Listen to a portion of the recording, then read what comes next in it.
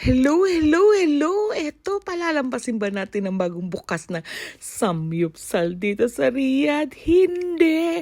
At dahil bagong bukas, alam na, discounted ang price. So ano pang hinihintay natin? Magpapatumpik-tumpik pa ba? Umupo na, ayan na, upo. Isa lang ang kanilang paper na pang mantika o mapantika ba yon? O sige, ilagay na natin yan. Ilagay si mantika at simulan po ang pagsalang ng kanilang chicken and beef. Akalain nyo bang sa nipis ng kanilang chicken and beef at sobrang yummy ng pagka-marinate? Naku po, nakatatlong tray kaya kami dyan. Anli, di ba? Kaya sunod-sunod, tuloy-tuloy lang po ang subo namin dyan. Simulan na ang pagsalang ng mga karne-karne at saka manok-manok habang po kami kumakain ng side dish na gulay-gulay dyan. Sinimulan na po kasi gutom na rin po talaga ako dyan. Kaya hindi na po ako nagpapigil. Medyo nasita pa po ako dyan kasi ang sabi sa akin, Ma'am, yung cellphone nyo po malapit nang maiihaw. Pakitabi-tabi. At saka baka masira din po. Abay, syempre, ilayo-layo natin. At nakikinig naman habang ang bibig po ay hindi tumitigil sa pagnguya. Sayang ang pagkakataon at minuto na hindi mo malalagyan ng bibig mo kaya subo lang ng subo. Super enjoy po kami dyan kasi po talaga naman kahit po saan kang sulok dyan sa lugar na yan, puro Pinoy po ang kumakain. May mailan-ilan pong ibang lahi pero siyang makikisama at mag-a-adjust, hindi ikaw. Parang pag-ibig, adjust din pag may time. Ano ba pinagsasabi ko? Ang layo. Sige, kumain ka na lang na kumain dyan. Medyo matagal nga lang po ang ihawan, kaya panay lang din po ang side dish ko dyan. Ang sarap kaya po ng kanilang mga pickles dyan at saka yung kanilang mga egg dyan. Ano ba mga tawag doon? Hindi kasi ako Rihanna. Ang gusto ko lang po talaga dyan is yung lettuce and beef na sinasawsaw po kung saan-saan. Mabusog laang. O, diba? Nag-i-enjoy po talaga kami dyan. Sobra po ako nag-enjoy dyan kasi nga wala namang samyupsal po sa malapit. Yun lang, dadayuhin mo siya pero isulit naman po ang pagdayo mo dyan. At saka ang kagandahan po talaga dito sa Riyadh ngayon, para ka na talagang nasa Pinas, sa sobrang open po nila. Lahat na po naandyan.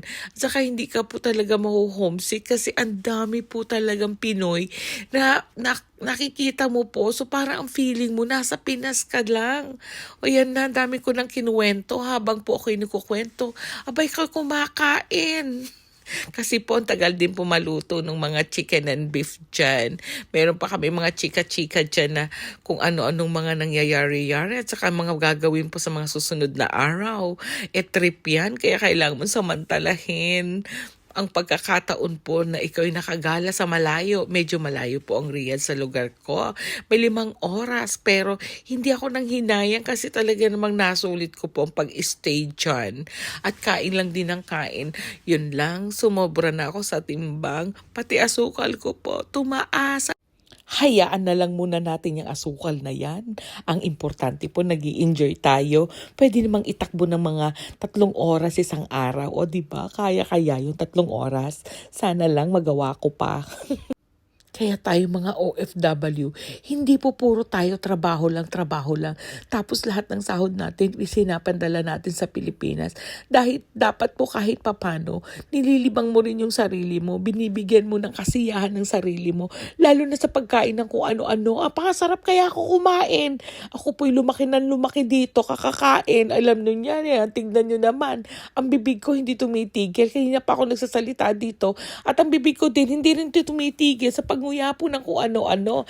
Nakakadalawang batch na yata kami dyan, o 3. Basta po ang naalala ko, 3 set kami dyan ng sobrang dami po.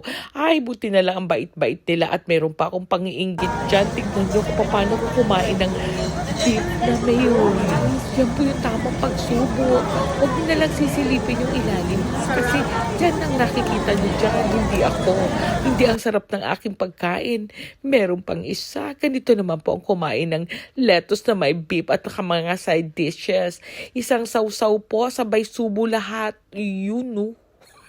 Ang laki ng subo. Eh, sobra po naman kasing ang sarap-sarap. Na-miss ko po talaga ang Pinas pagdating sa samyupsal. Yun lang, tignan nyo, lumalaki na rin ang aking tiyan kakasubo. At walang itinitira, lahat po sinusubo kahit natatapon, kinakain. Kasi nga po, wag daw po magsasayang ng pagkain. Hindi na ako magkaundugagaw, paano ko pa siya lulunukin. Pero kailangan ko lunukin. Ayan, super enjoy ako dyan. Tignan nyo ang kapaligiran, di ba? Nakakatuwang kumain kasi puro Pinoy. Marami po talaga nakakahikayat pag ganyan ang ating venue. Yun lang po. Sana po nag-enjoy kayo. Pa-share, likes, and comment. And don't forget to follow me for more. Don't skip us. See you on my next video. Bye!